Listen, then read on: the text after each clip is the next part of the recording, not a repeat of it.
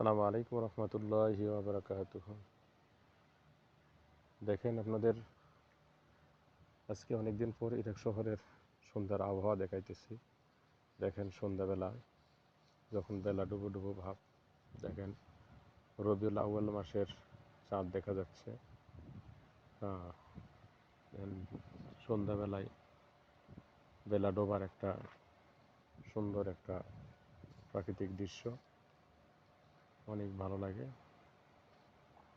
দৃশ্য। আসলে কি বলবো, ইরাক শহরে যাই যেখানে আছেন বা যাই যেখান থেকেই দেখতেছেন, ইরাক শহরের প্রত্যেকটা জায়গায় আসলে দেখতে অনেক সুন্দর লাগে।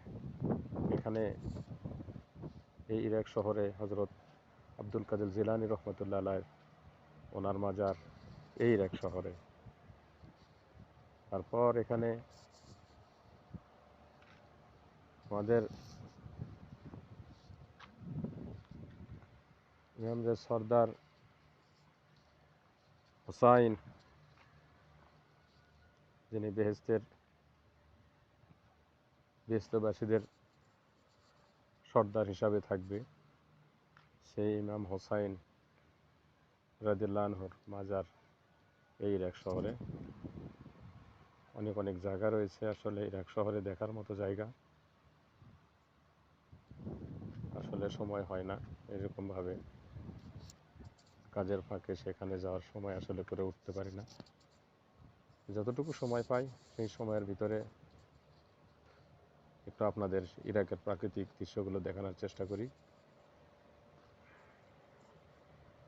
দোয়া করবেন আমার জন্য, যেন আপনাদের জন্য সামনেতে ভালো ভালো ভিডিও যেন নিয়ে আসতে পারি। আর আমিও দোয়া করি আপনাদের জন্য, যারা ভিডিও দেখেন লাইক কমেন্ট শেয়ার করবেন, সাবস্ক্রাইব করবেন। আমি আপনাদের জন্য দোয়া করি সব সময় যেন আপনারা ঈমানের সহিত 5 ওয়াক্ত নামাজ আদায় করেন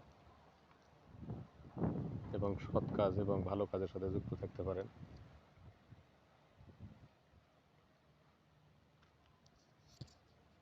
আবেগ দিয়ে সব কিছু চলে না।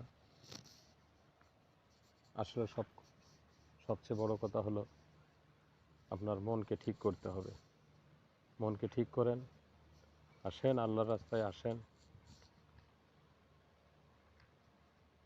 5 ওয়াক্ত নামাজ পড়েন,